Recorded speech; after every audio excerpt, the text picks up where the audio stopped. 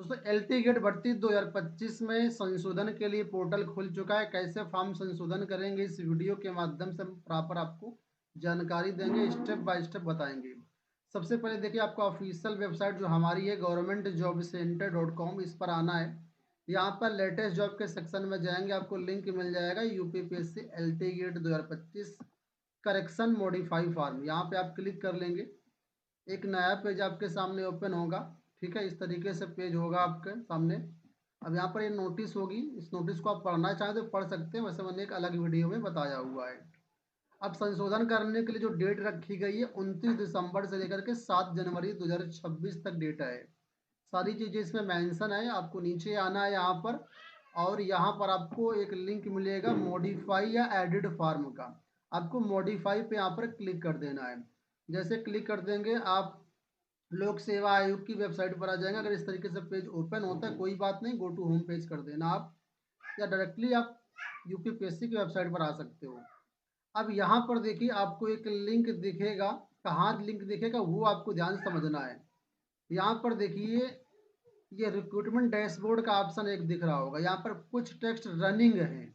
ठीक है, तो इसी रनिंग टेस्ट में फिलहाल अभी देखेंगे तो नंबर 1 पे लिखा हुआ है click here to update information for advertisement number assistant teacher male female LT grade 2025, आपको इसी पे क्लिक करना होगा। ठीक है, अब यहाँ पर देखिए आपके सामने ओटीआर नंबर का ऑप्शन आ रहा है, यानी कि पहले आपको ऑथेंटिकेट करना होगा कि आप वही व्यक्ति हैं जिसका फॉर्म मॉडिफाई करना है। ठीक है, तो यहाँ पर आपको ओटीआर नंबर डालना होगा और प्रोसीड पे क्लिक करना होगा। अब देखिए, ओटीआर नंबर डाल के प्रोसीड करेंगे तो कैंडिडेट का नाम, फादर नेम, मदर्स नेम, सारी डिटेल यहाँ पर खुल करके आ जाएंगी। नीचे लिखा हुआ क्लिक हियर टू ऑथेंटिकेट, आप यहाँ पे क्लिक करेंगे, ओके आ गया, ओके पे आप क्लिक कर देंगे। दोस्तों स्टेप बाय स्टेप प्रोसेस में यहाँ पर आपको बता रहा हूँ, ध्यान से चीज़ों को समझना है। अब यहाँ पर ऑथेंटिकेट करने के दो मोड हैं, चाहे तो आप पासवर्ड के थ्रू कर सकते हैं, चाहे तो ओटीपी के थ्रू कर सकते हैं। ठीक, सब कुछ सही होगा आपका, पासवर्ड या ओटीपी, तो आप सीधा डैशबोर्ड पे पहुंच जाएंगे। ठीक है, तो यहाँ पर देखिए हमारा डैशबोर्ड आ चुका है। अब इस तरीके से पॉपअप खुल रहा है आपके सामने, लिखा हुआ है असिस्टेंट टीचर एलटीगेट में जो है आवश्यक शैक्षिक योग्यता के सापेक्ष अपनी पुष्टि दें, यानी यही संशोधन करना है। तो यहाँ पे प्रोसीड पे क्लिक कर सकते हैं। अगर आप यहाँ से नहीं करना चाहते तो भी कोई दिक्कत नहीं, बाद में ऑप्शन आपको मिल जाएगा। ठीक है, तो मैं कैंसिल कर दे रहा हूँ अभी, आपको दिखाने के लिए कि बाद में कहाँ पर ऑप्शन मिलेगा। तो यहाँ पर देखिए, जितने अभी तक आपने फॉर्म भरे होंगे उन सबकी डिटेल यहाँ पर देखिए आपके सामने मेंशन होगी और लिखी होगी। ठीक है, तो ये देखिए यहाँ पर सब कुछ आ रहा है। अब बाय डिफ़ॉल्ट यहाँ पर देखिए तीसरे नंबर का ये ऑप्शन आपका हाईलाइट एलटी ग्रेड वाला है। देखिए कई सारे ऑप्शन है, यहाँ पर देखिए ये हाईलाइट हो रहा है एलटी ग्रेड का, जो भी आपका फॉर्म होगा हाईलाइट हो रहा है। ठीक है, यहाँ पर देखिए आपके सामने ये देखिए बॉक्स जो हाईलाइट हो रहा है ग्रीन कलर से, यहाँ पर लिखा हुआ असिस्टेंट टीचर मेल फीमेल, हमने साइंस से आवेदन किया था तो साइंस दिखा रहा है। इसे में आपको आगे जाना है और यहाँ पर एक कॉलम दिखेगा, देखिए ये देखिए यहाँ पर देखिए ये पेंसिल का निशान बना हुआ है और यहाँ पर लिखा है click here to modify your application form. नीचे लास्ट डेट लिखी हुई 7 जनवरी 2026, ये मॉडिफिकेशन करने की लास्ट डेट है। आप यहाँ पे क्लिक कर सकते हैं।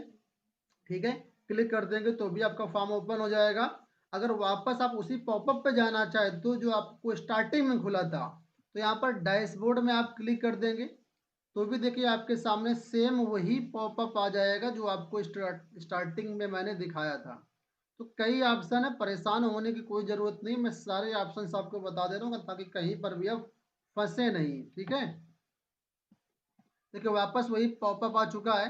तो यहाँ से चाहें तो हम यहाँ से भी प्रोसीड कर सकते हैं, तो यहीं से हम प्रोसीड कर लेते हैं। यहाँ पर देखिए पोस्ट, किस पोस्ट के लिए आपने आवेदन किया था वो लिखा हुआ है, डिपार्टमेंट कौन सा है। इसके बाद बाकी डिटेल्स देखिए यहाँ पर भरी हुई हैं, जैसे कि father name, mother name, candidate name, married unmarried, date of birth, सब कुछ भरा हुआ है। इसके बाद अदर डिटेल्स ऑफ कैंडिडेट, ये भी देखिए यहाँ पर सारा कुछ भरा हुआ है।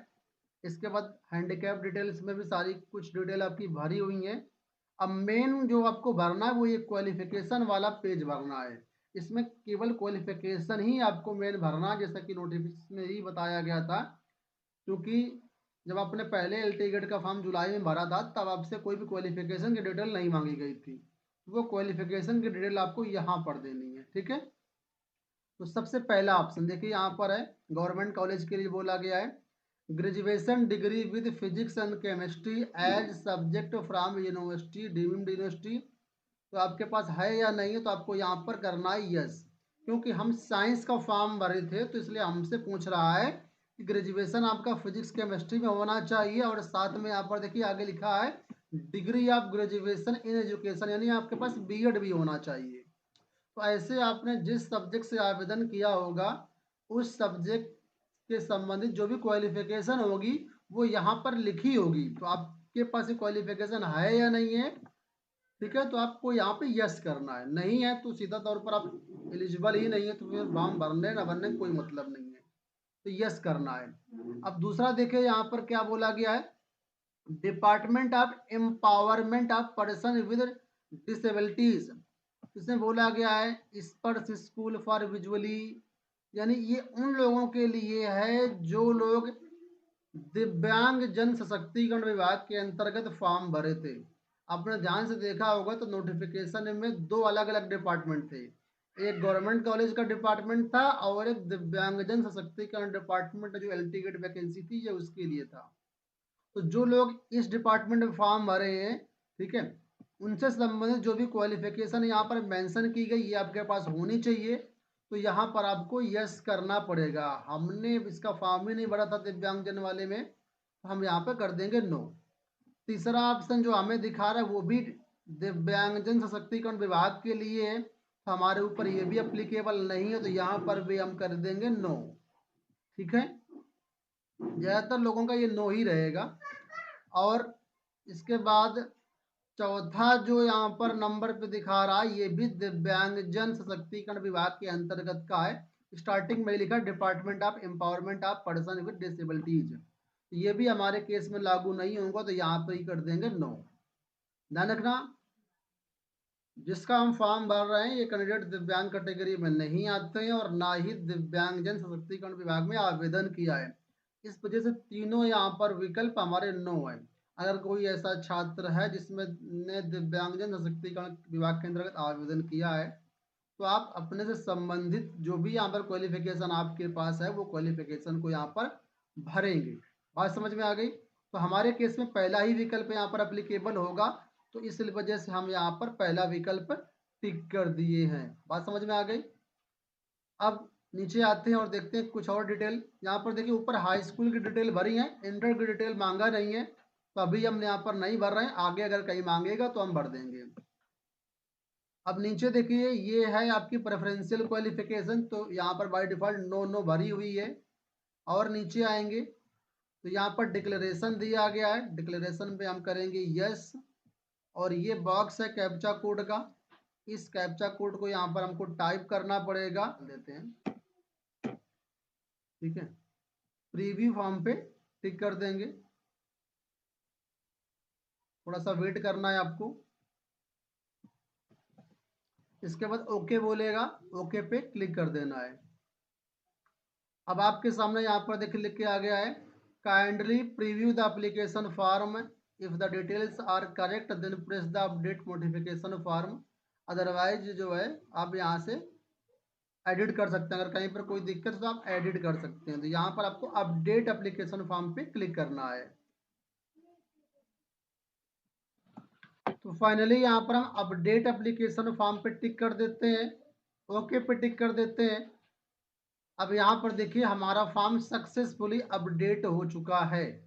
ठीक है, और यहाँ पर ऑप्शन है click here to download complete updated application form, तो यहाँ से हम डाउनलोड भी कर लेंगे, और इसका कंफर्मेशन स्लिप अगर प्रिंट करनी है तो यहाँ पर आप प्रिंट भी कर सकते हैं। तो बस दोस्तों इतना सा काम है। अब यहाँ पर बहुत से लोग कहेंगे कि यहाँ पर सर क्वालिफिकेशन की डिटेल्स तो मांगी ही नहीं गई, ग्रेजुएशन में कितने मार्क्स हैं, बीएड में कितने मार्क्स हैं, कब पास किया था। तो बिल्कुल सही सोच रहे हैं आप, ये कुछ भी नहीं मांगा गया है। बस इस बार इतना कहा गया है कि एक थोड़ा सा और क्लियर क्वालिफिकेशन पूछ ली गई कि आपने बीएड किया है कि नहीं किया है, तो यस केवल करना है, बाकी कहीं भी मार्क्स वगैरह आपको अभी नहीं भरना है। ठीक है, वो कब भरे जाएंगे? तो जब आप प्री क्वालिफाई कर जाएंगे, मेंस के समय आपसे सभी डॉक्यूमेंट्स लिए जाएंगे, जिसमें ग्रेजुएशन की मार्कशीट होगी, बीएड की मार्कशीट होगी, हाई स्कूल, इंटर कास्ट, सब कुछ आपसे लिया जाएगा। वो मेंस के समय फॉर्म आपको अलग से भरवाया जाएगा। तो फिलहाल अभी इतना ही करना है आपको, और इसका प्रिंट आउट आपको ध्यान से डाउनलोड करके रख लेना। तो यहाँ पर देखिए, ये हमने यहाँ पर print out, final print out ये निकाल ली, जिसमें सारी चीजें यहाँ पर आपके सामने आ चुकी हैं। ठीक है, तो इसका प्रिंट लेकर के रख लेना। तो उम्मीद करूंगा दोस्तों वीडियो आपको पसंद आया होगा। इसी तरह के वीडियोस के चैनल को सब्सक्राइब कर लीजिए, और ये हमारा टेलीग्राम चैनल है, अगर आप अभी तक नहीं जुड़े हैं तो टेलीग्राम से जरूर जुड़ जाइए। 8,000 से ज़्यादा लोग टेलीग्राम से जुड़ चुके हैं, और सारी अपडेट टेलीग्राम पर हम प्रोवाइड करते रहते हैं। यहाँ पर देखिए बहुत सारी अपडेट जो होती है, नोटिस, पीडीएफ, न्यूज़पेपर, सब टेलीग्राम पर आपको मिलती रहेंगी। तो जरूर जुड़ जाइएगा, लिंक वीडियो के डिस्क्रिप्शन बॉक्स में है। इस वीडियो में इतना ही, धन्यवाद।